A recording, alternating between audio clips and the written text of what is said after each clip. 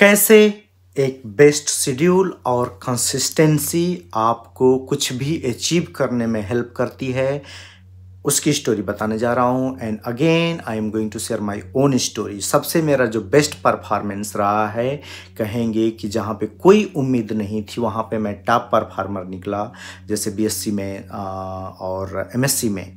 वहाँ पे क्या था, जो मेन रीज़न क्या था, कैसे अचीव किया? क्या मैं ब्रिलियंट स्टूडेंट था? कतई नहीं, मैं बहुत ही बुरा स्टूडेंट था। Then how I achieve best, I am going to share my own experience and that is power of schedule and consistency. Schedule क्या है भाई? Schedule is just simple. आपका दिन का दिनचर्या क्या है कि आप सुबह उठेंगे 6 बजे, तो कब उठेंगे? 6 बजे उठेंगे। 6 बजे से 7 बजे तक क्या करेंगे? आपका एक पूरा डे का शेड्यूल बना हुआ है और वो शेड्यूल आपका कंटिन्यू है per day, per month, year and multiple year. And this is how, अगर आप ब्रिलियंट नहीं है, आप एक बहुत एवरेज स्टूडेंट है, बिलो एवरेज स्टूडेंट है, अगर शेड्यूल और कंसिस्टेंसी दोनों को बहुत अच्छे से कर दें, देन ये दोनों हेल्प करता है आपको फोकस करने में। और एक बार फोकस और रिदम बन जाती है, then you can solve anything. And I am going to tell like complete story कि बीएससी में मैंने क्या मेरी प्रॉब्लम थी, कैसा स्टूडेंट था, and how I got like really good result, become one of the very confident student, top performer as well. ये video काफ़ी लंबी हो सकती है, बट इस वीडियो में मैं डिटेल में शेयर करने जा रहा हूँ कि मेरा बैचलर का क्या क्या बेटर और बेस्ट जो टिप्स एंड ट्रिक्स था जो यूज़ किया हूँ। एक शेड्यूल, कंसिस्टेंसी, मेरा फूड रूटीन क्या था, मेरा फ्रेंडशिप का, पार्टी का, या ये सारे क्या शेड्यूल थे। क्या जो दोहा है ना, काकचेष्टा बको ध्यानम स्वान निद्रा तथा च अल्पहारी गृहत्यागी विद्यार्थी पंचलक्षणम, कुछ तो पता नहीं, आई थिंक सही बोला हूँ। तो उसमें से काफ़ी मेरे जो चीज़ें थी ना, ऑलमोस्ट मैं वो अप्लाई किया था। And I was average student and use this all the 5 tricks, और जो रियली वर्क करती हैं।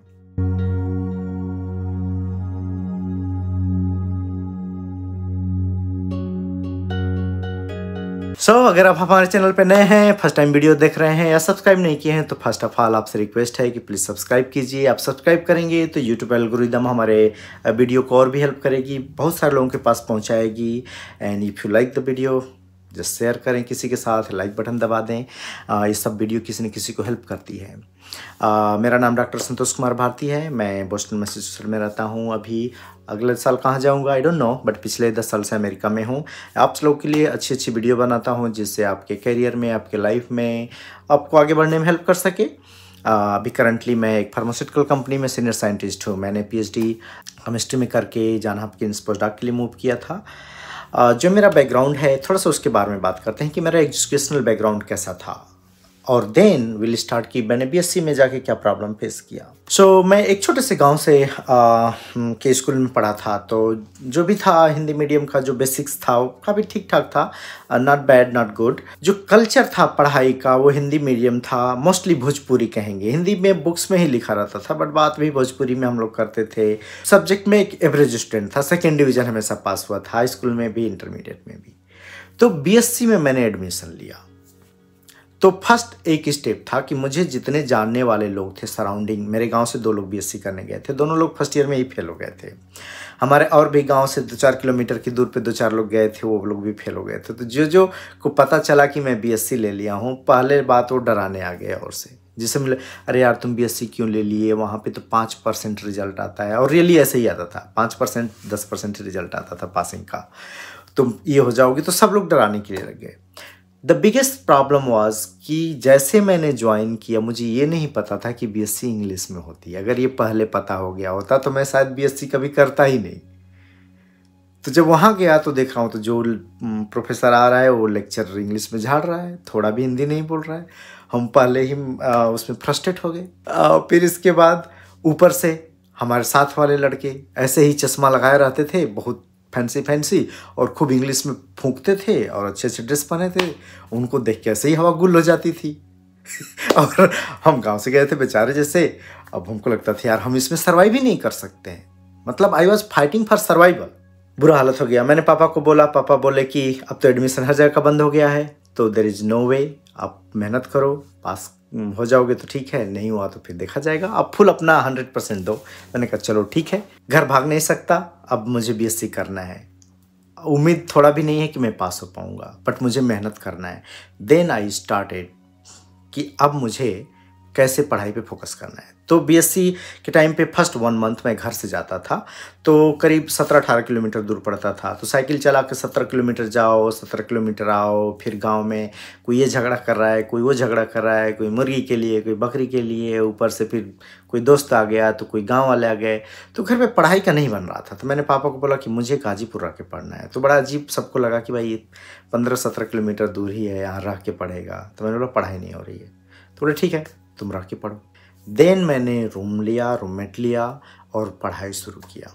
रूम लिया और मैंने शेड्यूल फिक्स किया कि हमें अब पढ़ाई करना है और पूरी फुल फोकस हो गई। द अदर रीज़न वाज मैंने नेवी से मेरा रिजेक्शन हो गया था, तो अब मुझे कोई चांस नहीं था कि भाई नेवी एयरफोर्स में छोटी हाइट वालों का रहता है, वहाँ भी हाइट कम हो गई, वहाँ से भी रिजेक्ट हो गया। तो अब मुझे पढ़ना ही पढ़ना है, there is no way. So let's talk about कि शेड्यूल मेरा कैसा रहता था और कितना मैं फॉलो करता था। उस टाइम पे मेरा फिक्स था कि मुझे 11 o'clock सोना है 100%, और 11 o'clock से बिफोर मुझे मतलब लेट जाना है बेड पे, और सुबह 6 बजे मुझे जग जाना है। ये मेरा एकदम पक्का शेड्यूल था। और हम लोग को ये समझ में नहीं आता है, कभी लगता है कि हम आज खूब पढ़ेंगे तो आज 1 बजे तक पढ़ेंगे, अगले दिन 10 बजे सो गए, परसों फिर 12 बजे तक सो गए। तो ये चीज़ें ना बहुत प्रॉब्लम क्रिएट करती है बायोलॉजिकल सिस्टम में। आप किसी भी मोटिवेशनल स्पीकर या जो पर्सनालिटी डेवलपमेंट वाले बड़े बड़े साइंटिस्ट हैं, किसी का भी पढ़िए, ये schedule is very very important आपके ब्रेन के लिए, आपके माइंड के लिए, आपके होल बॉडी के लिए। मुझे नहीं ये सारी चीज़ें पता थी उस टाइम पे, but I was like really really focus कि 11 o'clock मुझे सोना है और 6 o'clock मुझे उठना है। और उठने के बाद कुछ भी नहीं, उस टाइम पे फ़ोन वगैरह तो नहीं रहता था, तो कोई भी ब्राउजिंग वगैरह का, कोई भी फालतूगिरी का काम नहीं कि बेड पे लेटे ये कर रहे हैं, थोड़ा सा ये कर लिया, नहीं। नींद खुली इमीडिएट उठो। और सुबह मेरा काम रहता था कि रात का जो खाना का बर्तन रहता था उसको वॉश करना है और टॉयलेट करना है, फ्रेश होना है, नहाना है। तो सुबह 6 से लेके 7 बजे तक ये सारे काम हो जाने चाहिए। एकदम 7 बजे मुझे बैठना है पढ़ने के लिए। 6 बजे उठा, 7 बजे तक हमारा सारा फ्रेश होने का और खाने का, ब्रेकफास्ट का भी हो जाता था। तो सुबह मुझे उठ के ब्रेकफास्ट बनाना है, कोई हैवी चीज़ खाना है, ये खाना है, बाहर चाय पीने जाना है, ये सब कुछ नहीं था। एक तो पैसे की भी प्रॉब्लम थी, या दूसरी चीज़ मुझे लगता था कि मैं टाइम वेस्ट कर रहा हूँ। तो शाम की सब्जी रखता था थोड़ी सी और 2 रोटी रखता था। सुबह उठ को लेके कलछी में थोड़ा सा घी वगैरह डाल के गर्म कर लेता था और 2 रोटी खा लिया और मैं बैठ गया 7 बजे पर। 7 बजे से लेके 9:30-10 बजे तक हमें फुल पढ़ाई करना है। सुबह खाना कब खाएंगे, लंच कब करेंगे, ब्रेकफास्ट कब करेंगे, everything was just fix. BSc second year में मेरा रूममेट था, जो दूसरा रूममेट था, उसको मैंने टर्म्स एंड कंडीशन बता के रूममेट रखा था, क्योंकि फर्स्ट मेरे रूममेट के साथ एक्सपीरियंस अच्छा नहीं रहा था। तो रूममेट सेलेक्ट करते समय मैंने उसको बोला था कि अगर हमारे साथ रहना है तो मेरी ये कंडीशन है, अगर रहोगे तो ठीक है, अदरवाइज मुझे अकेले रहना है, क्योंकि मैं कंप्रोमाइज़ नहीं कर सकता अपनी पढ़ाई में। तो मेरा फिक्स था कि 9:30 बजे एक पर्सन उठेगा और दोपहर का लंच बनाएगा, 9:30 से 10:30 के बीच में बनाएगा, बट 9:30 से पहले खाना बनाना नहीं शुरू करेगा। 10:30 बजे खाना बनेगा, फिर उस टाइम पे हम लोग थोड़ा सा खाना खाते थे, 1 घंटा खाना खाया, थोड़ा सा बात किया, रिलैक्स किया, फिर इसके बाद थोड़ा सा लेट लिए। दोपहर में मैं आधा घंटा 1 घंटा रेस्ट करता था। फिर इसके बाद निकल के क्लास जाते थे, 12 या 1 से क्लास होता था। तो 12 से हम लोग क्लास जाते थे, पढ़ के आए शाम को। तो शाम का रूटीन रहता था, डेली सब्जी लेने जा रहे हैं, तो शाम का रूटीन रहता था कि गए और सब्जी लेके आए। तो वो में उसमें जो भी शाम को 1 घंटा निकल जाता था। फिर आने के बाद इमीडिएटली मुझे 5 बजे तक, 5:30 बजे तक बैठना है। फिर हमारा पढ़ाई शुरू। अब वो शाम की पढ़ाई कंटिन्यूअस चलेगी 5 बजे से लेके 9:30 बजे रात तक। 9:30 के बाद इमीडिएट उठता था, 45 मिनट में खाना बनाया, खाया पिया, सो गया। ये मेरा फिक्स था, कितना भी भूख लगे, कुछ भी हो जाए, 9:30 से पहले खाना नहीं बनना है तो नहीं बनना है। सुबह भी। और ऐसे ही मेरा शाम का शेड्यूल रहता था कि मैं शाम को रोटी सब्जी बनाऊंगा और 9:30 बजे से पहले नहीं बनेगी, चाहे कितना भी आपको भूख लग जाए। और होता था, कितनी बार मेरे रूममेट कंप्लेन करता था, यार आज बना दो, कल बना लो, आज चलो आज ये बना लो, कल शेड्यूल फॉलो करना। मगर नो, आपको भूख लगी है, आप बाहर जाओ, खाओ, कुछ भी करो, मैं नहीं बनाऊंगा। मैं उठूंगा 9:30 बजे, और 9:30 बजे शाम को मैं उठता था। इमीडिएटली खाना बनाना है, 45 मिनट के अंदर रोटी सब्जी दोनों बनाता था मैं उस टाइम पे। और 15 मिनट के, जैसे हाथ भी नहीं धोता था, ये हालत थी मेरी। बोला तुरंत खाना बनाने के बाद हाथ भी नहीं धोता, तुरंत निकाला बर्तन में, बोलता था कि रूममेट को आओ बैठो तुरंत खाते हैं। 10:30 से लेके 11:15 तक मेरा खाना खत्म हो जाता था। और खाना खाने के बाद उस टाइम पे टहलने का रूटीन नहीं था, ये सब नहीं पता था। बट खाना खाने के बाद 10:30 बजे के बाद या 10:45 11:15 के बाद अब रहता 15 मिनट मुझे बेड पे लेटना है और उसी टाइम पे 11 बजे तक सो जाना है। और ये जो मेरा रूटीन था continuously each and every day clock के साथ चलता था। No compromise means no compromise. एक दिन पार्टी अपने रूम पे नहीं किया हूँ बीएससी के टाइम पे। एक दिन 3 साल में एक दिन पार्टी नहीं किया हूँ कि 4 लड़के बुला ले और सब बैठ के एक साथ खाना पीना खाएं मस्ती करें, एक दिन नहीं किया हूँ। ईच एंड एवरी डे इतना मेरा शेड्यूल का स्ट्रिक्ट हो गया था, क्योंकि मुझे ऐसे डर हो गया था कि मैं नहीं पढ़ूंगा तो मेरे पास ऑप्शन नहीं है, तो I have to fight, I have to gain this. मुझे पता नहीं है कि मैं फेल हूँगा पास हूँगा, बट मुझे इतना मेहनत करना है कि मुझे अचीव करना है। तो इतना स्ट्रिक्ट शेड्यूल कर दिया था। सैटरडे संडे कोई लड़का मेरे रूम पे आ सकता है, ये सब बहुत कम था। बीएससी में तो कोई मेरे रूम पे जल्दी नहीं आता था। जो भी 1-2 मेरे दोस्त थे वो पढ़ाई से रिलेटेड ही वाले दोस्त थे, कभी फालतूगिरी का काम नहीं कुछ आते थे, बात किया, पढ़ाई के बारे में बात किया, बुक्स एक्सचेंज किया, चले गए अपने रूम पे। बट कभी फालतू का आके काम करें, फालतू की बैठकी करें, फालतू की मस्ती करें, कभी नहीं होता था। 3 साल में अपने रूम पे पार्टी नहीं की। Holiday, no holiday, completely no holiday. हमारे गांव में उस टाइम पे जो होली मनाई जाती थी 1 महीना पहले से मनाई जाती थी। फरवरी के टाइम से ही क्या बोलते हैं कि किसी घर में इकट्ठा हो जाना, झांझ मजीरा लेके सारे होली के गाने की प्रैक्टिस करना रात तक। फिर होली के टाइम पे जाके पूरा बहुत बिग सेलिब्रेशन हो जाता था, जो रियली ट्रेडिशनल होता था कि फिर गांव में घर घर घूम के होली मनाना, गाना बजाना के साथ में।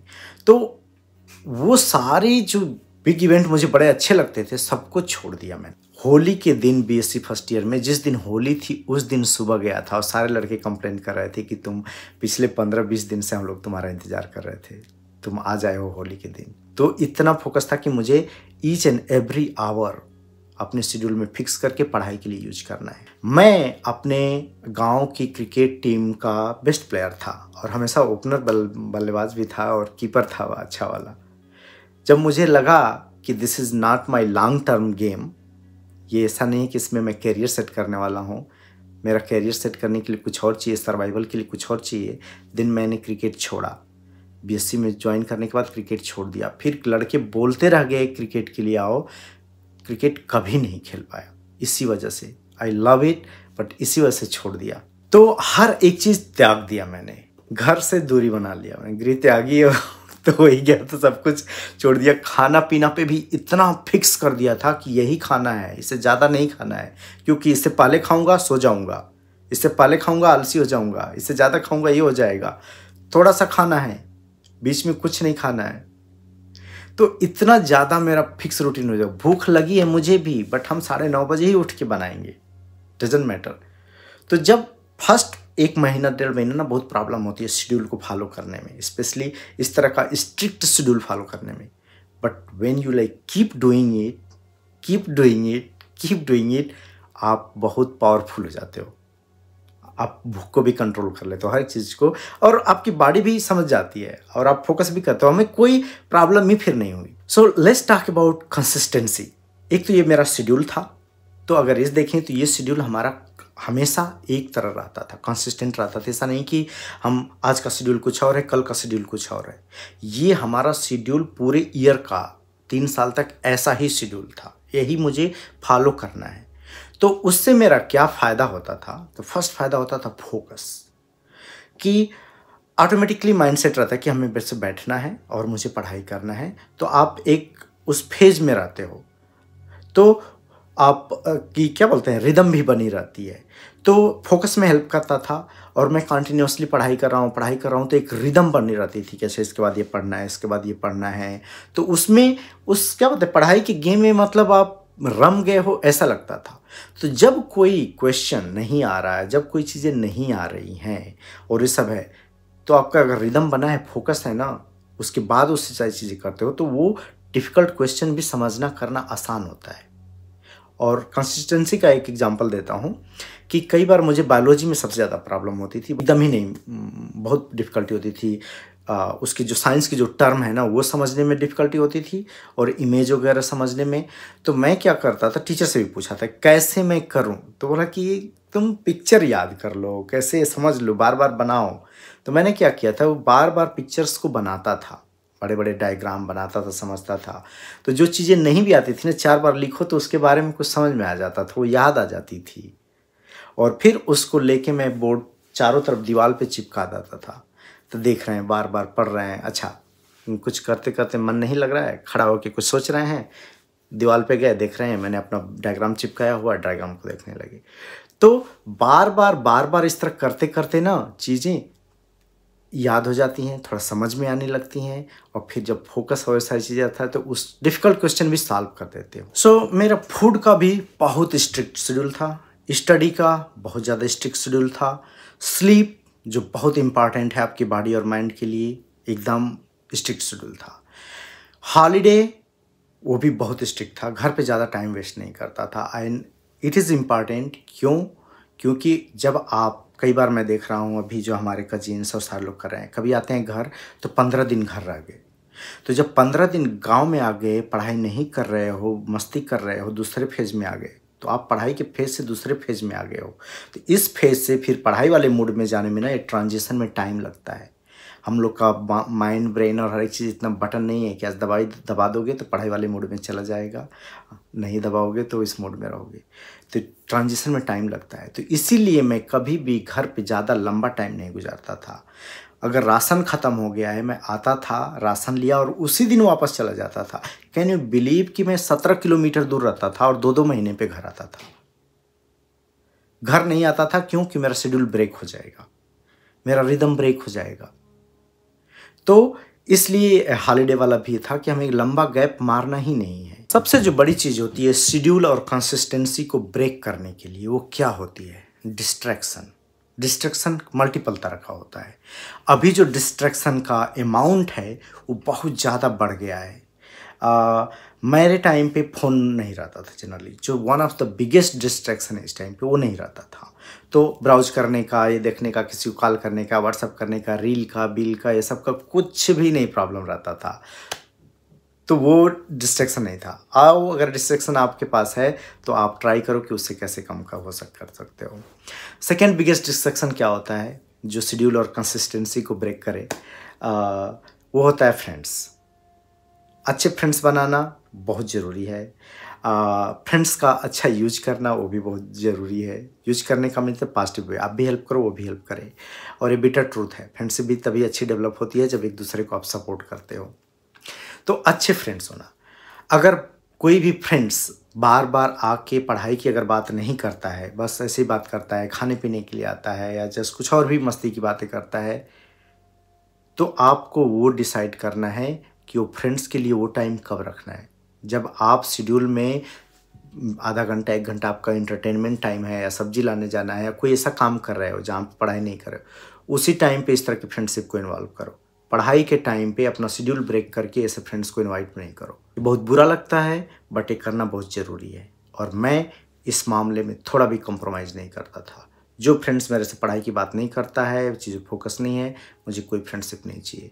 क्योंकि मैं बहुत क्लोजली देखा था कि फ्रेंड्स और ये सारी चीज़ें ना, जब आप सक्सेस रहते हो you make a lot of friend. जब आप ट्रबल में रहते हो ना एंड यू लूज, तब फ्रेंड्स भी नहीं रह जाते हैं।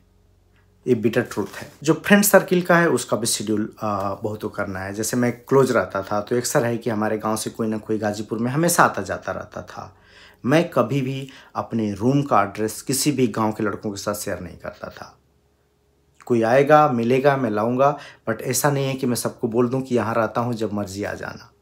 तो जब देखो कोई ना कोई आ गया है तो नहीं शेयर करता, क्योंकि मुझे कोई डिस्ट्रैक्शन नहीं चाहिए। सो अनदर जो शेड्यूल और कंसिस्टेंसी ब्रेक करने वाली चीज़ें रहती हैं, ओवर ईटिंग कर लिया, आज थोड़ा सा पार्टी है, ज़्यादा खा लिया पी लिया, थोड़ा सा ज़्यादा खा लिया तो आज ले, फिर तो सोने का मन करेगा।